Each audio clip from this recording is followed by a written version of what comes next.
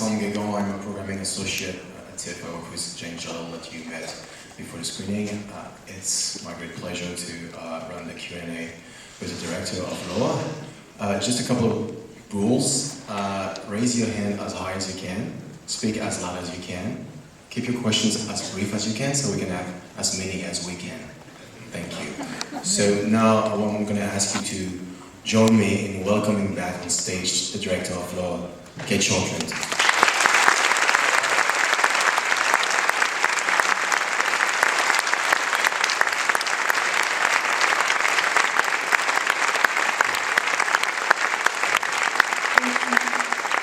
I would like to introduce my producers. First, from Australia, Liz Watts.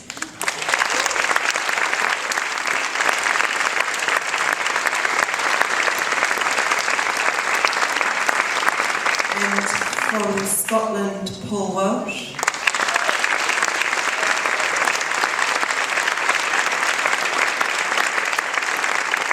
And my co-writer, Robin Mukherjee.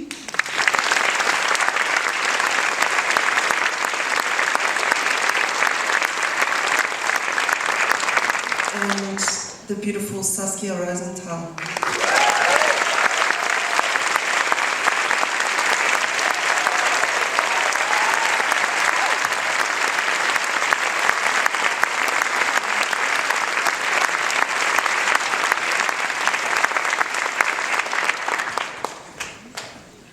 Let's go then. First question. Balcony? Yes, I see you. I have an idea why, but I'm not sure. Why did Günther's brother steal the papers, steal Thomas's papers? He stole the papers because... Well, I'm going to repeat the question, or you can actually do it if you want. Okay? So the question is, why did Günther stole the papers of Thomas? One of the twins stole Thomas's papers. He stole the papers because he felt if Thomas had no papers, he would be trapped with them, that he couldn't go anywhere because you needed papers to go across the borders. Next question. Yes, right here. All right, another why question. I think Thomas was going to look for his family, and that's why he took the risk of going through the Russian sector and allying himself with children he had no reason to trust either. In that time in Germany, a baby was really worthwhile because you could use a baby to beg. So a lot of people wanted babies. And Rachel Seifert, who wrote the novel, left it up to us and left it up to the reader to decide who Thomas was, why he was with the children, and where he was going, and we decided to stay true to that. But he had a tattoo. Yeah, he has a tattoo. And we don't know whether he tattooed himself or whether he was tattooed. Yes. First of all, thank you for bringing this really captivating film to the festival. I enjoyed it very much. Can you say something about the experience of working with such young actresses and actors in such emotionally tense scenes? Can you tell us about your experience working with young actors? Saskia had a really good understanding of the history because she'd studied it at school, and she also speaks very good English. The younger children don't speak English and had an idea of what the Holocaust was and the war. And we did 3 weeks rehearsal with a dramaturg, Hannah Woolhorn, and she's also an actor. And we started the rehearsals with physical movement and dancing and singing. They were singing horrible Nazi songs. And then we'd talk about what the lyrics mean, and they looked at school books, often really anti-Semitic. They talked about the family, what they believed in. So we kind of built it up like a new skin instead of bombarding them with all the information. And we especially tried to make them feel like a family. But they were all incredibly hardworking and uncomplaining, except for the baby. And we had about 5 babies. And we also had a very expensive dummy. So in almost every scene you're seeing about 3 or 4 babies and you're seeing the dummy, and that was really difficult. Thank you. Thank you. Do you want to say something about that? About the experience with with what? With the film, okay. Okay, it was really challenging to play this character because it was my first film and I was so inexperienced in making films, and on top it was such a different character, such a complex character, and she's so ambiguous in her feelings and faults. So it was challenging, but I had Kate with me, and it was so, and also Hannah, and that was so helpful because I just could let myself go and throw myself into it.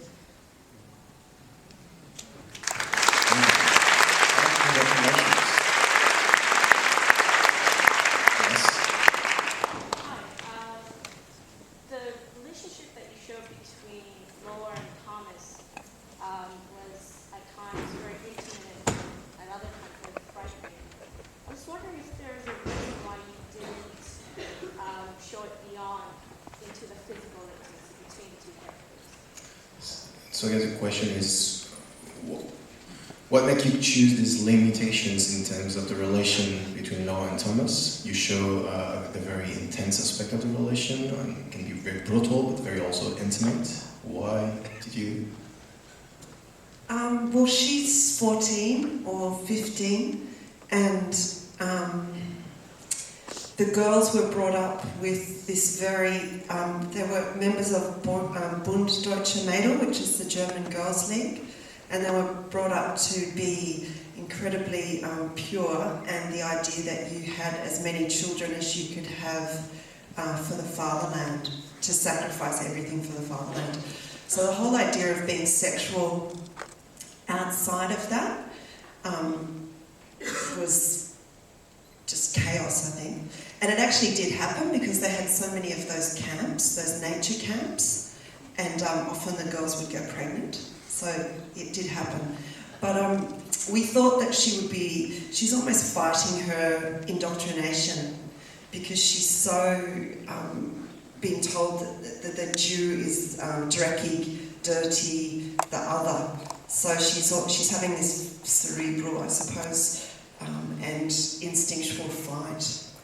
And also I asked him in rehearsals, I said, are you a virgin? Is the character a virgin? He said he was. And he said something really horrible. He said, except for maybe when I was raped in the camps. So they both had this very physical, physicality was not easy as it is today. Especially when you're that damaged, I think. Thank you. Yes, sir.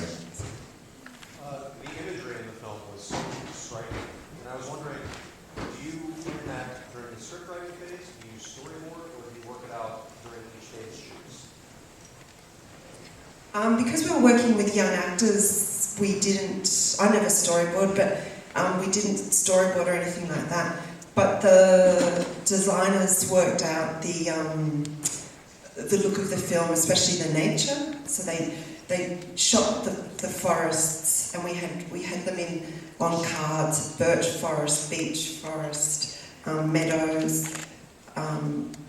mixed forest, because that would show Germans the trajectory up to the North Sea, and also the whole colour palette and all of that was fairly stringent. But I like working like that because you can relax then when you shoot.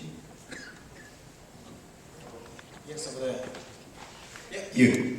Tell us about the actor that plays Thomas. Really, what was the experience? Can you tell us more about the actor who played Thomas? Camille. That was where I'd seen him. I hadn't seen him in anything else. And I think he's done a fair bit of, do you know, he's done a fair bit of German as well, German features and television. But I knew him for The White Ribbon. And he also works as a house painter.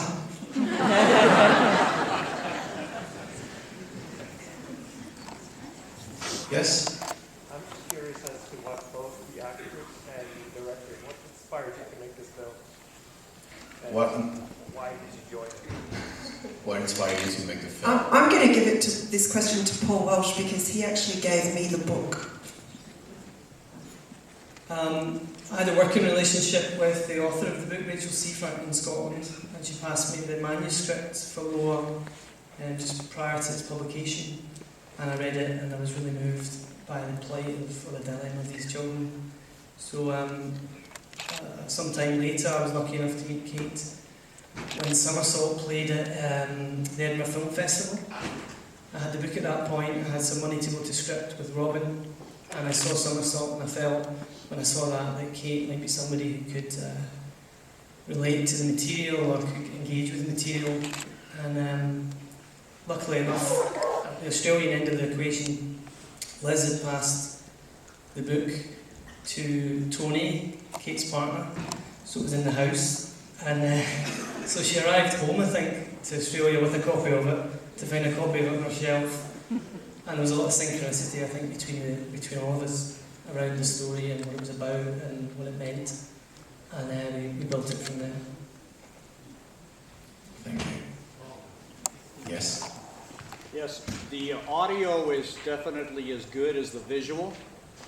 It's right up to that standard. How soon in production, in the production schedule, did you get the audio into this? And something about how that worked. I plan for sound when I'm shooting. So I have dinner or I have a coffee with the sound designer before we shoot. So before I left for Germany, Sam Petty had the script, and then he'd read the script and we'd talk about the way we're going to go. And it was the same with the music. I knew that I wanted to look at 1930s composers. So we looked at Karl Orff, who was a German composer. He composed for the 1936 Olympics. And we looked at Penderecki, who's very popular at the moment. And we ended up having a big, old, classic sound design, classic score. The sound designer said it was quite funny. He said it was like a Western. Because when a door slams, you really hear it, and yeah. Well, the use of silence, you know, yeah, as it's well. it's got a huge scope in the sound design. He's a fantastic sound designer. He works with Liz a lot and with me on both our films and with my husband. Super. Oscar's like Yes? What would be the reaction of screening this film in Germany, and do you plan to take it there and show it? How will that be different from North America?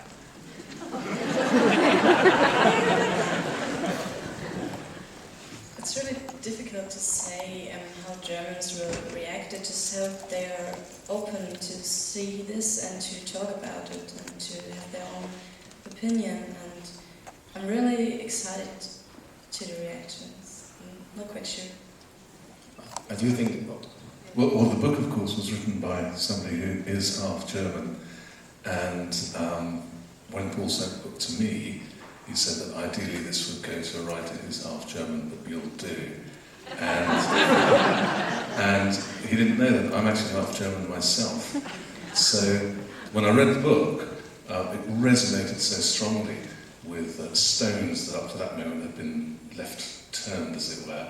It revealed a lot to me about my background, my upbringing, and I think the German audience is very ready for that, is willing to experience that, and actually needs to go through that. So I think it will be well received in Germany.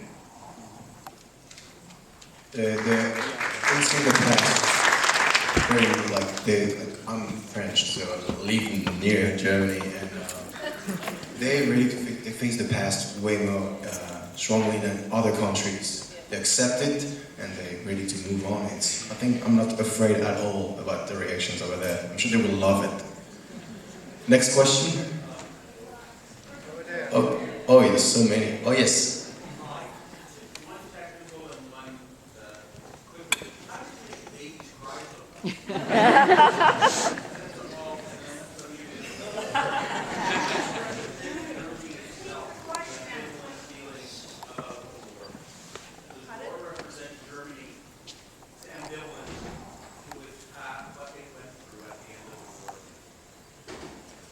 I'm sorry. Did you? Does the film represent? Does the character Law represent Germany's